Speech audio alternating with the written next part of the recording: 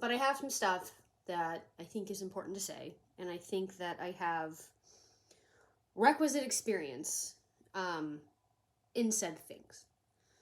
So I don't know if anyone who is subscribed here follows pulp culture or movie trends. I typically don't, but sometimes there are stories that pique my interest and I have to pursue.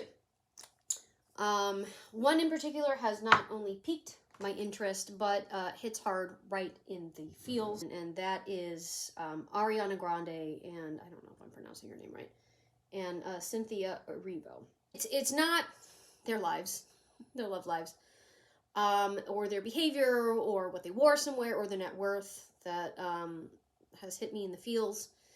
It is the fact that they might be heralding in the body expectations of the 90s and the early 2000s, which have seen a recent resurgence.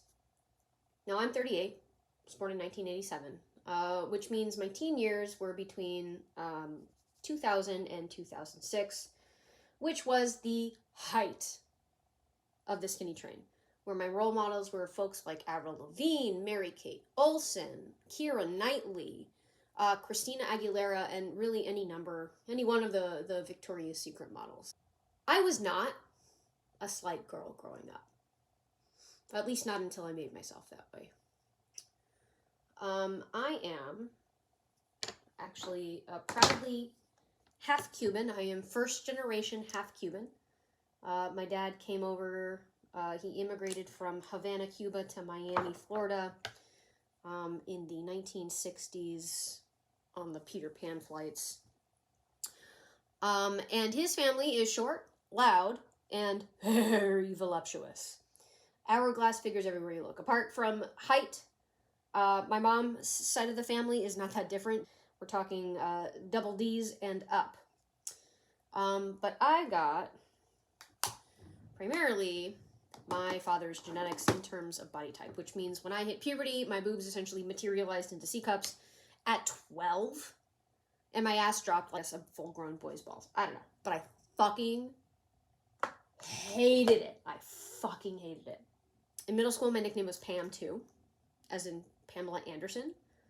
The 2 was because there was another short, busty girl named Chelsea, who was more popular and who therefore got christened with the name first. Between the ages of 12 and 14, I got all kinds of attention. None of it good. I was catcalled walking home from school.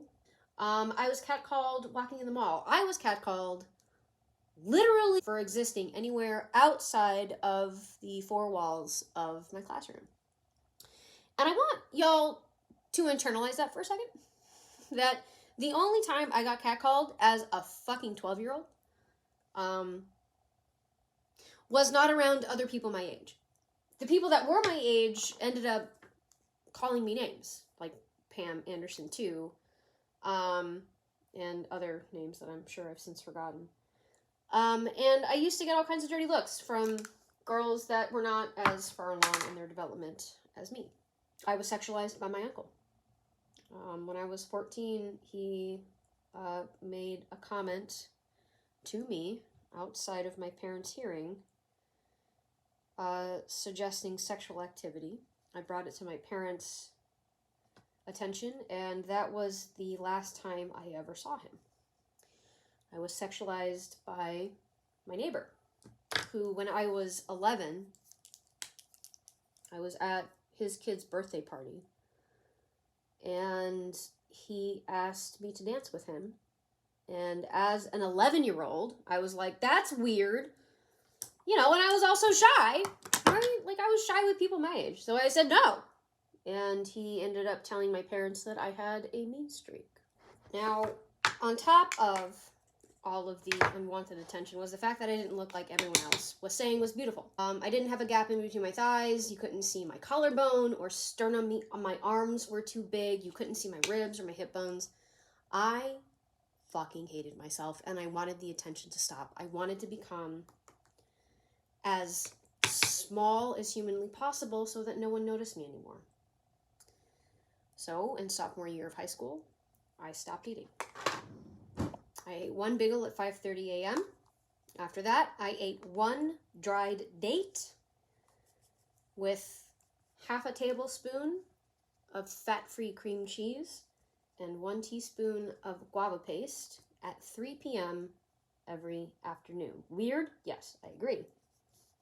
At my lowest, so I'm 5'1", 5'1".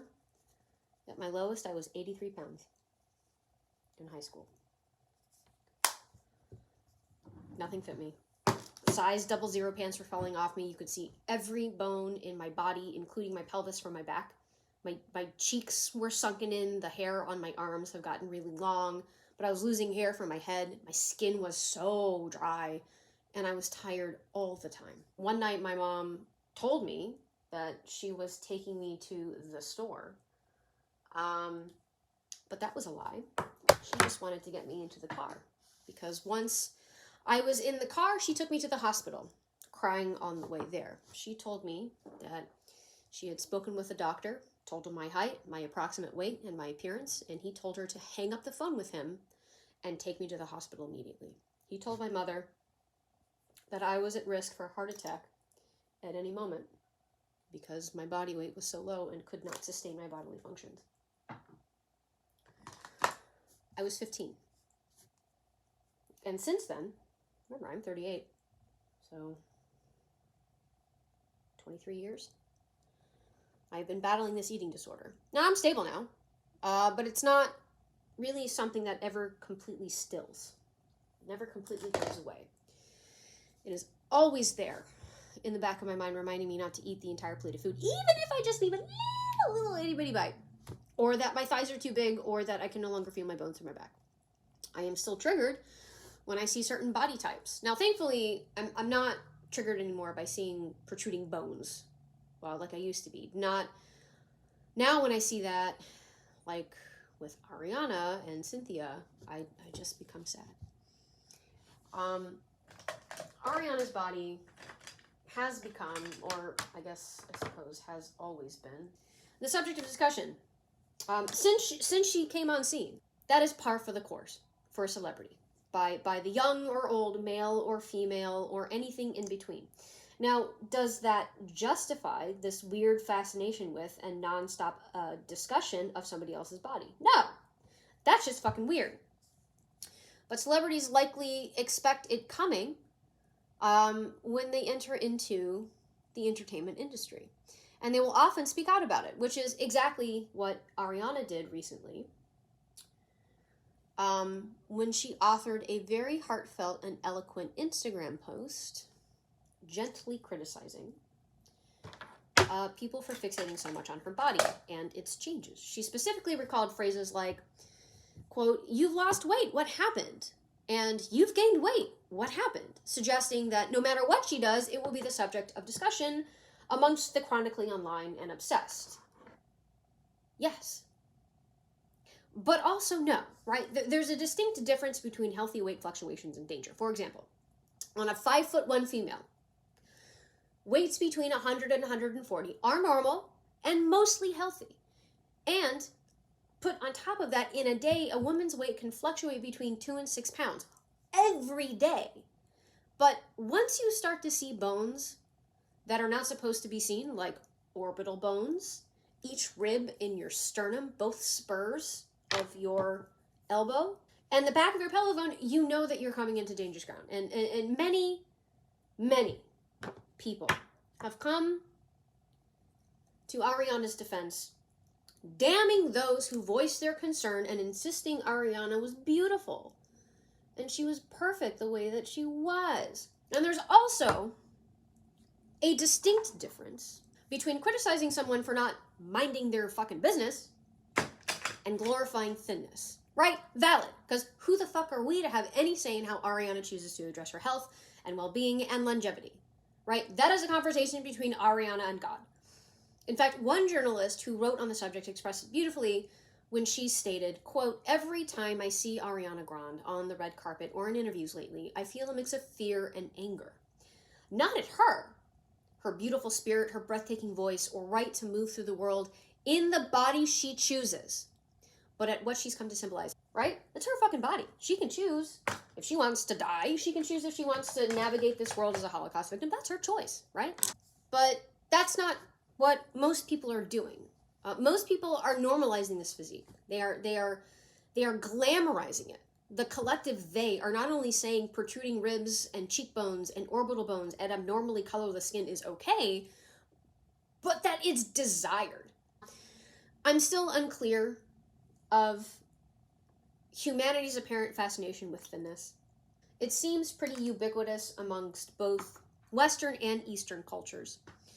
What I can say is the level of thinness our culture, the United States, is currently favoring is fucking dangerous and should not be normalized. Now, I'm not going to sit here and dictate what society should or should not do. I always have a laugh when I see bloggers, influencers, and other nobodies do that. Like, you should do this. You really shouldn't do that. I hate that shit. Do whatever the fuck you want, so long as you're not harming anyone else. So, what I'm about to say is simply my opinion on how society's response to thinness impacts at least my life and those of other folks battling this disorder, as known from reading multiple blog posts and articles from said folks, right? Normalizing dangerous thinness by saying it's beautiful or by saying some really stupid shit like she's naturally thin only awards the disordered behavior and inspires others to follow suit. That one really gets me, by the way, that she's naturally thin. Like, shut the fuck up. No, she's fucking not, you fucking psychopath. Naturally thin people usually have smaller bone structures such that said bones tend to stay inside the body. Shit, when I was at my lowest at 83 pounds, some of my dumb shit classmates told me how pretty I was and how much they wish they looked like me. Like, fuck, my own family members told me that shit. It was my Cuban aunt who reacted with the appropriate amount of concern. Google says that loosely translates to, holy shit, she's gonna fucking die. Why aren't you feeding her? What the fuck is wrong with you? Now, my dad got a lot of heat from his big sister. But I digress. The positive feedback only encouraged me to lose more weight. Then it became a game. How much weight could I lose in a day? Compare the positive feedback with, however, neutral criticism, like, mind your own damn business. This makes more sense to me. While there's an argument to be made, right, that as a public figure, Ariana might have a social contractual obligation to be a good role model for young girls. I don't prescribe to that bullshit, nor would I if I ever became famous. Teach your own goddamn kids, right? I wouldn't let my kids learn life lessons from a 20-something child actor hip-hop star anyway. The mind your own business crew is better than affirmative encouragement. And I'm honestly caught on whether this neutral posturing conforms more with my moral compass or whether actively rejecting this thinness conforms more. I gotta say, I'm leaning toward the former. I think because people have become far too obsessed with celebrities. Perhaps they always have been, right? I mean, like, there's an entire Spanish dialect created because a Spanish king had lisp. That's neither normal nor healthy. People really should not idolize anyone because that shit's weird. So I guess I would conclude this thoughtful rant with the fact that thinness is returning as a trend and people will be harmed because of it if we as a society continue glamorizing and glorifying it. So fucking stop.